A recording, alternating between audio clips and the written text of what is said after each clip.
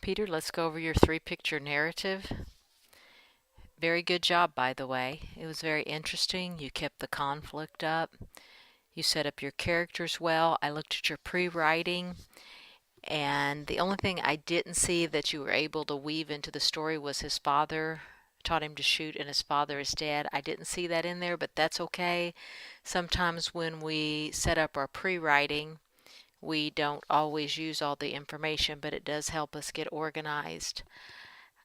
There was one other thing, but again, I didn't think it was that important. It looked like you were able to get your thoughts organized and then get the narrative going.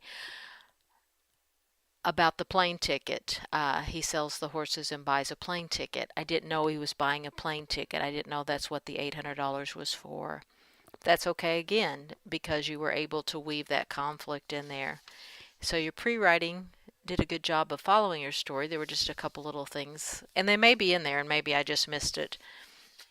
The main thing that I saw in your narrative that we're going to fix today is how to do dialogue.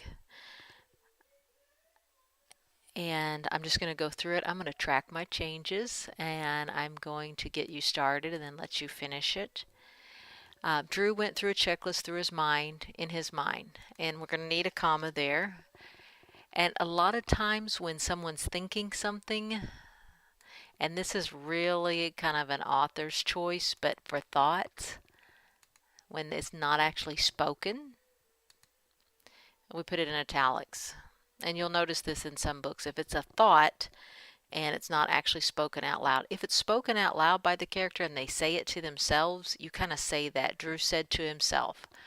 But here you said he went through a checklist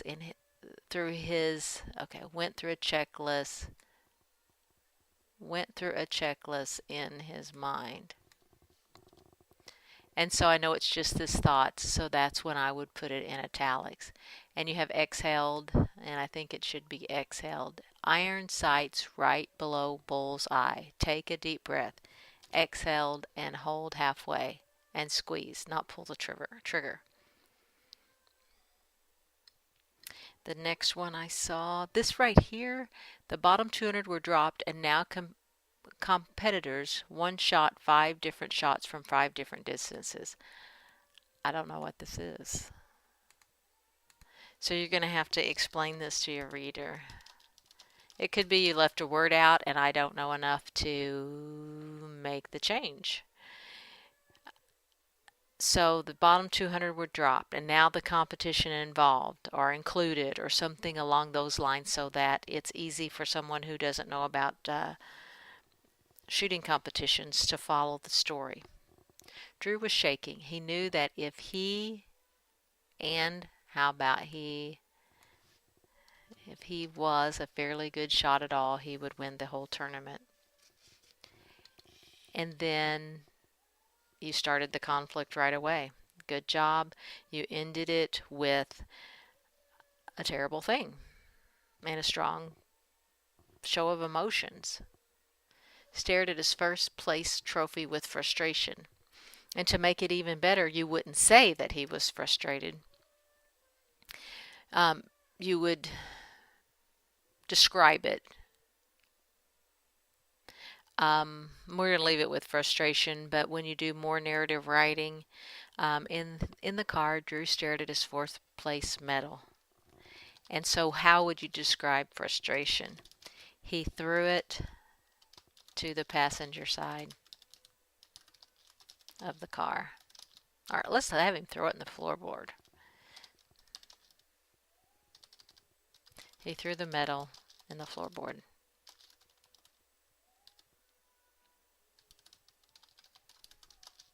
Of the car, and it landed with a thud. He stared at the medal.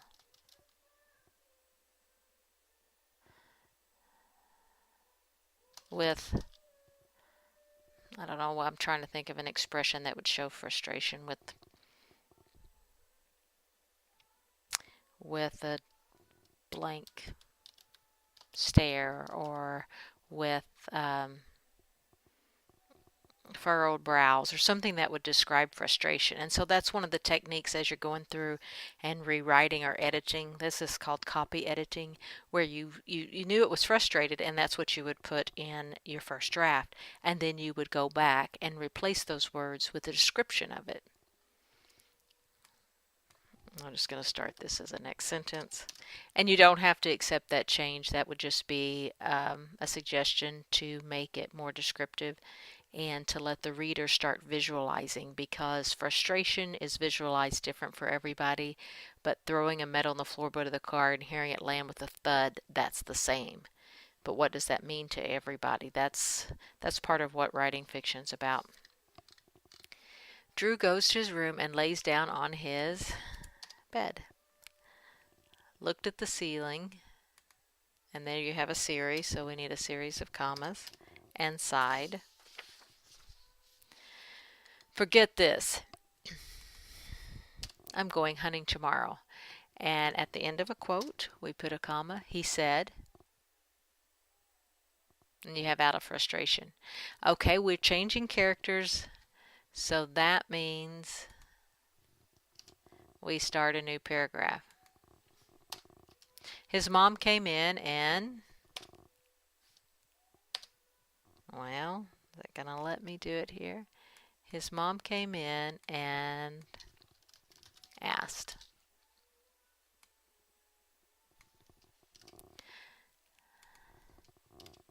How are you doing, honey?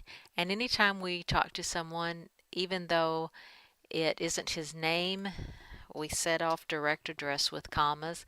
It is lowercase because honey's a common nickname, not something that would just be specific to Drew. Okay, we capitalize names and we switch to characters, so this would be a new paragraph.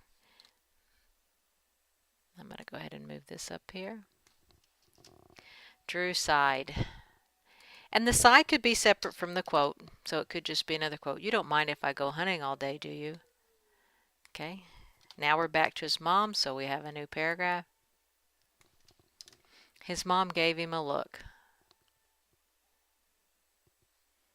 And you might describe the look. Gave him a look, or the look, and said, let's see if I can get that to go up there. It won't. Okay.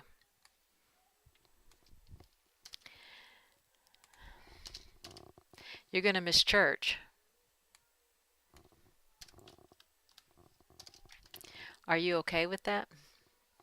And you can have sentences inside your quotes. His mom gave him a look and then said, comma, begin quotes. Yeah, Drew said, comma, and then we need our quote turned around the other way. Yeah, and anytime we have yeah or yep or goodbye or forget it, we also put those off, set them with commas. Yeah, I'm just tired and need to relax. Period. And because we switch characters, a new paragraph. Okay. Then I guess you may go. Period. All right, back to Drew. New paragraph. Relieved.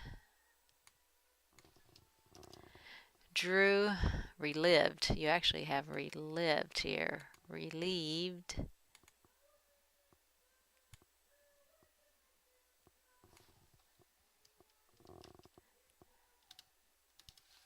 I don't know how to spell relieved. Let's see if I can get, here we go. Word help me out again. Relieved, comma. Drew got his back out and cleaned it for the next day. And I'm guessing he got his gun back out and cleaned it for the next day.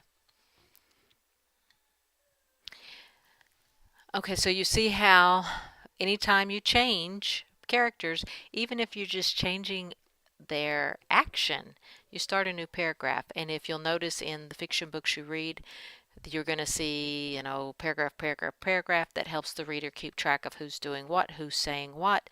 It helps you do the voices in your head so that you can follow the characters. Now here, even though we have Drew, we started a new day, so it's appropriate to start a new paragraph. Drew woke up early, comma, grabbed everything he needed and more, and left. So we're having a series there. He hiked for about an hour. As he sat there a while,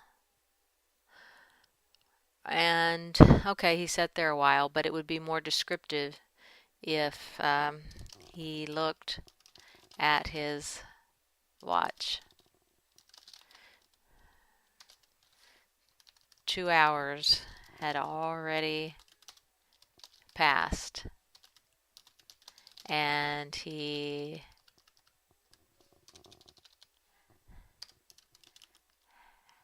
hadn't seen anything to his liking. And you may want to put it a little differently. These are suggestions. He heard something walking around the creek down in the valley just out of sight, hoping to find a good deer or a moose. Drew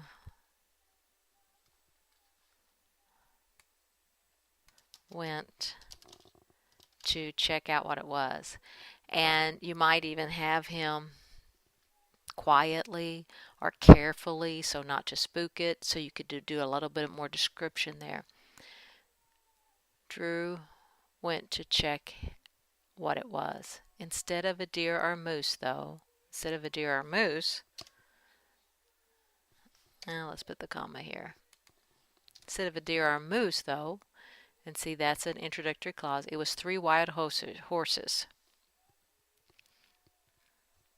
which was rare to find but not impossible.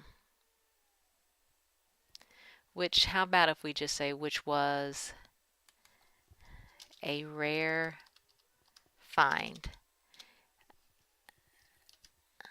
and get rid of this, because if it's a rare find, it's next to impossible.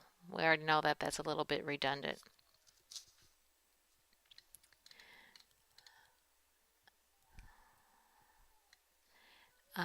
Where else did I see something? Oh, right here, horses. You had a period in between. And then you said he called his neighbor to come help them back to Drew's house. Here you're telling again. So let's describe it a little bit better. He clicked on his cell phone and dialed Derek. You could say his neighbor here. Derek, can you bring your horse trailer? You will never believe what I just found. Okay, so instead of saying he called his neighbor, we'll do it that way and get rid of this. Hey Drew, what do you expect you'll be doing with them horses? He bellowed as he sipped his coffee. I don't know, what would you do with them, Derek? Drew asked. And he's got coffee here. So we're going to have to decide if he brought it with him when he arrived with the horse trailer, or how he has coffee. So those are the things. Go ahead and go through it. Look at your dialogue. I'm going to let you finish it. Look at your dialogue and make sure that each paragraph is indented when you change characters or change what they're saying or what they're doing, so your reader can follow it. And think about why Derek has coffee. You could have him do a couple of things. You could have him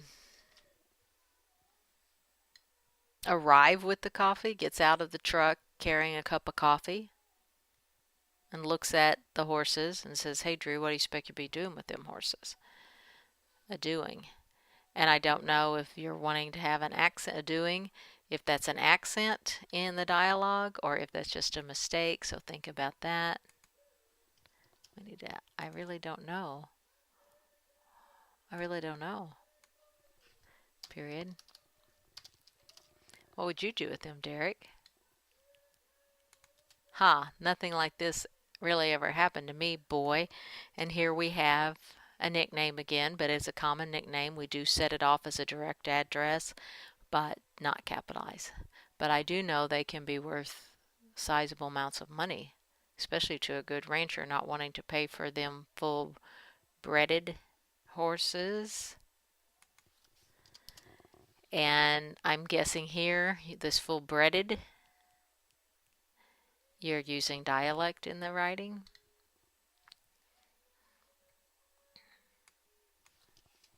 This statement hit Drew in a funny and excited way. Okay, so we're back to Drew now from Derek. No, it won't let me put that up there, but I'm going to stop doing it so that you can have an opportunity to fix it. You can accept or then remember, after the dialogue tag, comma, quote, a smile ran across Derek's face.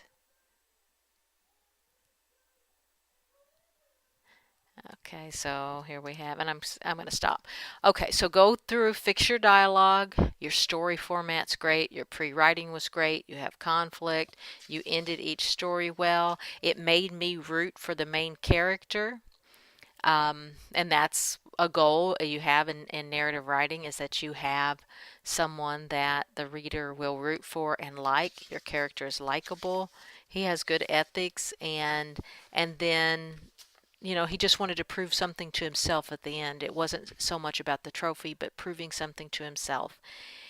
And it was just a good story. I liked how you brought everything together in it. It's a little rough, but it's a rough draft. It's a little rough in the mechanics, so work on those and then get it back to me and we'll look at it again. But your story elements are great. Your conflict is great. The character is better at the end than he was at the beginning. You have a conflict of his shooting skill. You have a conflict with the Roger. So overall, a great format. A lot of good elements of fiction in there. Just work on getting it a little less rough on the mechanics. That's the end of the video.